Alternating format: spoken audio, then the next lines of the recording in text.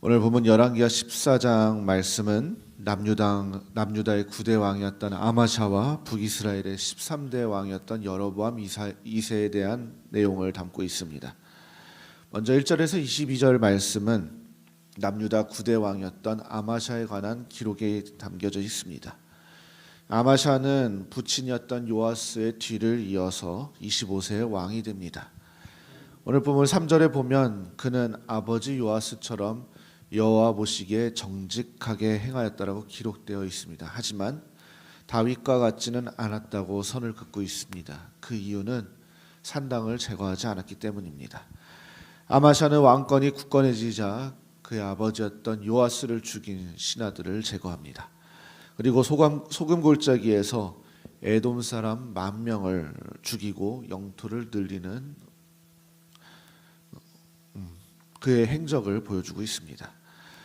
북이스라엘 요아스에게 선전포고를 하고 전쟁을 하기도 했지만 결국 패하게 되었고 왕이 포로가 되는 그런 결과도 있었습니다. 아마샤 통치 말년에는 예루살렘에서 반란이 일어납니다. 그리고 아마샤는 라기스로 도주했지만 결국 죽임을 당하게 됩니다. 그리고 23절에서 29절 말씀은 북이스라엘 여로보암 2세에 대한 내용입니다. 남유다 아마샤 15년에 북이스라엘에서는 여로보암 2세가 왕으로 즉위됩니다. 그리고 그는 41년간 통치하였는데 북이스라엘 왕국 역사상 가장 부강하고 강한 나라로 만든 인물이었습니다.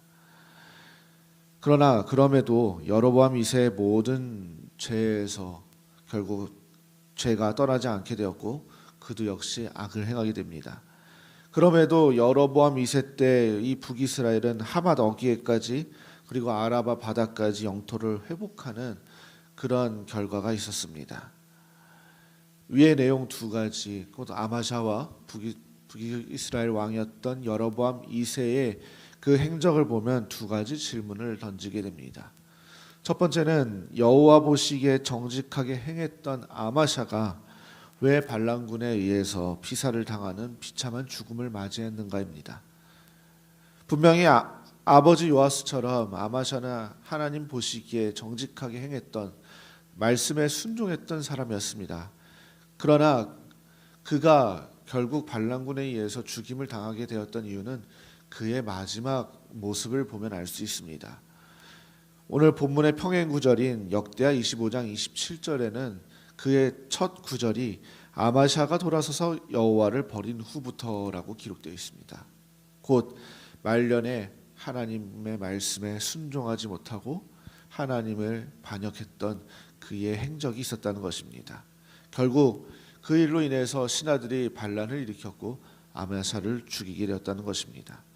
다음으로 두 번째는 반대로 여호와 앞에서 악을 행했던 여로보암 2세 시대에 어떻게 부강한 나라가 되었고 이스라엘의 영토를 회복할 수 있었는가라는 질문입니다. 악을 행한 여로보암 2세가 여로보암 영토 회복을 하게 된 이유는 오늘 본문 26절과 27절에 기록되어 있습니다. 26절과 27절 말씀을 같이 읽도록 하겠습니다. 이는 여호와께서 이스라엘의 고난이 심하여 매인자도 없고 노인자도 없고 이스라엘을 도울 자도 없음을 보셨고 여호와께서 또 이스라엘의 이름을 천하만에서 없이 하겠다고도 아니하셨으므로 요아스의 아들 여로보암의 손으로 구원하시며더라. 하나님께서는 죄를 지으며 홀로 된 이스라엘을 불쌍히 여기셨습니다. 그러므로 여로보암 2세를 통해서 회개할 기회를 주셨다는 겁니다. 그러나 이런 하나님의 은혜에도 불구하고 이스라엘은 회개하지 않았습니다. 그리고 아모스 선지자는 이스라엘이 대적의 침략을 받고 학대받을 것이라고 예언을 합니다. 오늘 말씀을 정리하면 이렇습니다. 하나님께서는 우리에게 끊임없이 은혜를 베푸십니다. 또한 이것은 변하지 않은 진리입니다. 그 은혜 가운데 하나님께서 주시는 은혜 속에서는 우리에게 주시는 회개의 기회이기도 합니다.